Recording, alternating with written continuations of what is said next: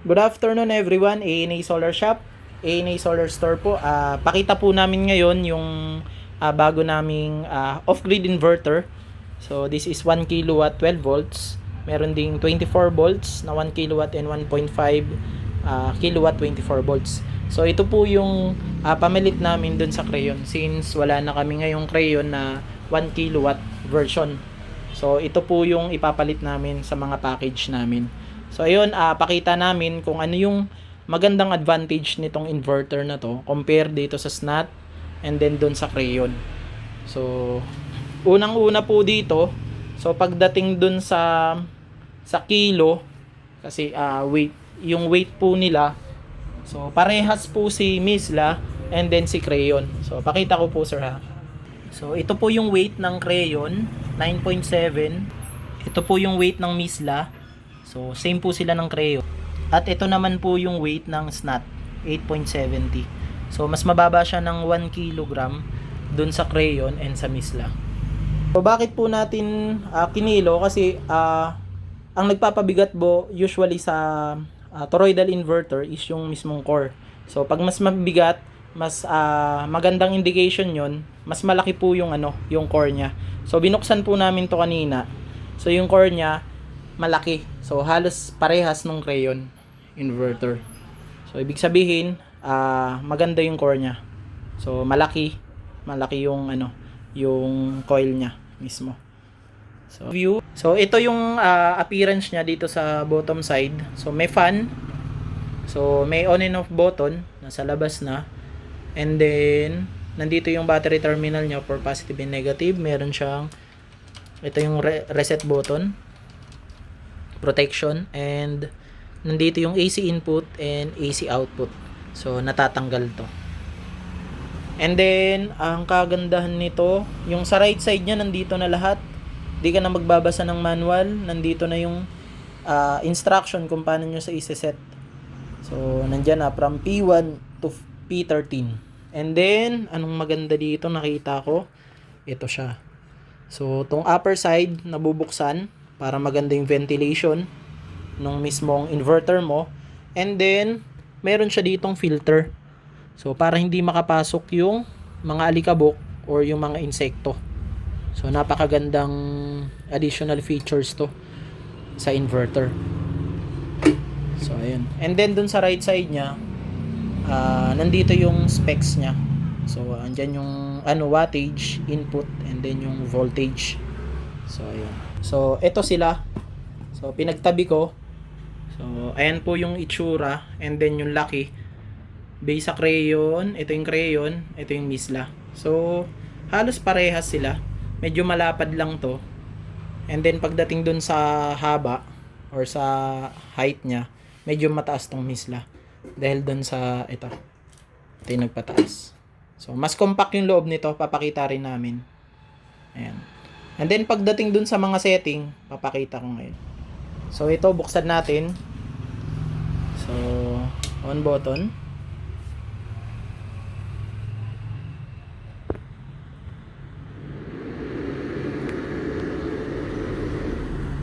So ayan siya.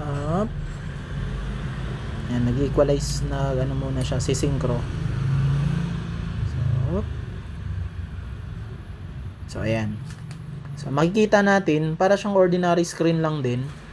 So pero napaka makikita mo rin siya lahat. So effective tong screen niya. So sa upper side, ito to pag click nyo to, makikita nyo yung mga information sa AC input. So from temperature, battery, so AC input voltage, frequency. So ayun. And then dito naman sa right side, itong down button pag click nyo, ayan yung sa output naman. So yung frequency ng output, voltage, percentage ng load, makikita nyo na rin. So maganda na siya, nakikita nyo na. And then yung wattage ng loads nyo, makikita nyo na rin. So ampere, makikita na rin. And then yung voltage ng output nyo. And then frequency. So iwanag ko naman yung itong mga setting niya. So itong P1 from P13 papaliwanag ko. Yung P1 nyo, so sa setting dito, pwede kang mag AC and DC priority. So sa P2, yung charge voltage nyo.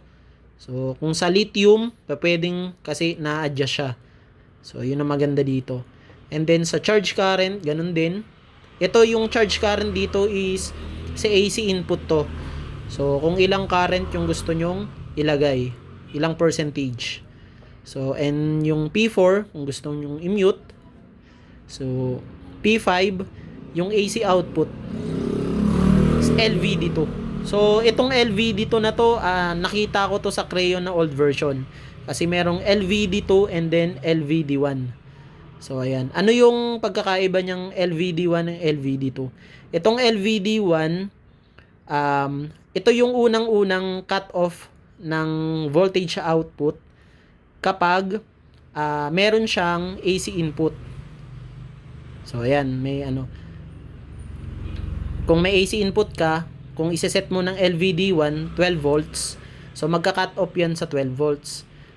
Once nawala yung ma-read na, for example, brown out talaga, so wala kang mahila or masama yung panahon, sasagarin niya yan hanggang LVD2 pag wala siyang makunan ng support sa grid.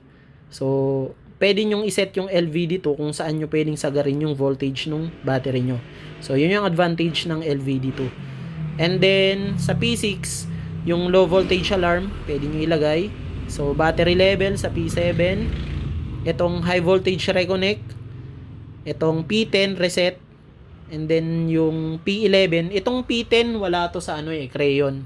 Ito yung hinahanap ng iba, yung parang factory reset, yung back to original. So wala yan. And then P11 yung restore inverter output just in case na may error. Yung P12 ayan, may mili ka to 20 to 30 to 40. And then sa P13 pwede na siya sa 50 or 60 Hz. So ayun, turuan ko kayo kung paano mag-set. So for example, magsiset ka, click mo lang to. Ayun, itong confirm. So ulitin natin. Click, confirm, then pili ka kung ano yung set mo. So itong P1, up lang, and then click mo lang yung confirm. Mapupunta ka sa left side, pwede ka nang pumili. Yung 02, ibig sabihin yan DC priority, and then yung 1, kung gusto nyong ibalik sa 1, yan. Kung AC priority ka, click enter lang. Yan. Pag narinig mo yung button na yun, pwede ka na ngayon. Quit lang muna kung gusto mo mag-exit. So P2. So pwede nyo na siyang iset. Sa P2 naman is charge voltage. For example, ang lithium nyo, ang charge voltage niya is 14.4 or 14.6. So pwede nyo ngayon taasan. So ayan, kung 14.6 ka. So ayan. Okay na yan. Pag click nyo yung confirm, masasave yan. So, and then quit na.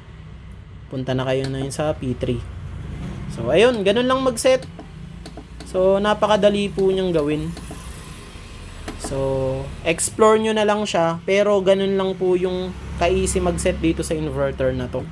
So, napakaganda nitong inverter na to. And then, trinay din po namin siyang i-run dun sa yung 1 kilowatt. Itong 1 kilowatt 24 volts, trinay namin sa 1 HP na non-inverter na aircon gumana. So, trinay din namin siyang i-overload. Pag overload yung system, automatically mamamatay yung inverter. And then, chinek namin internal kung may sumabog. Wala pong sumabog dun sa mga MOSFET niya. So, magandang indication yun na matibay yung inverter. So, pero hindi pa natin to ma-justify kung sobrang tibay nitong inverter na to kung hindi natin to gagamitin talaga ng matagal na panahon.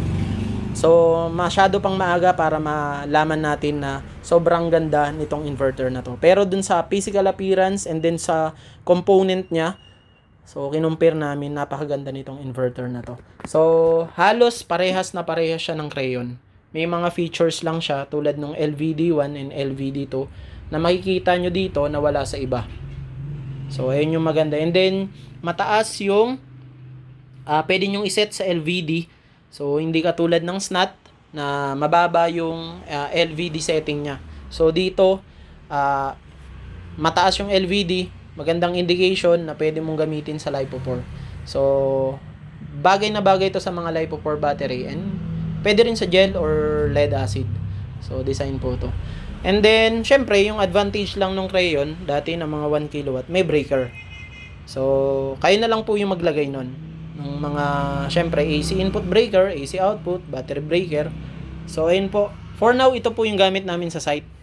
So, sinusubukan po namin. And then, na-try namin ng mga 2 days. So, maganda po yung performance and then in-overload na rin namin or ano. Wala naman po kami nakitang problem. So, sa mga gusto mag-DIY or gumawa ng setup na ganito, just message lang po sa amin sa store. Marami po kaming stock nito. And then, available po ito sa Lazada po namin or pick up lang po sa store. So, ayun po, meron na rin siya palang bracket. So, sa likod. So, maganda na siya. Kompleto na lahat. So, ayun po, Misla Inverter by ANA Solar Shop po. Maraming salamat po.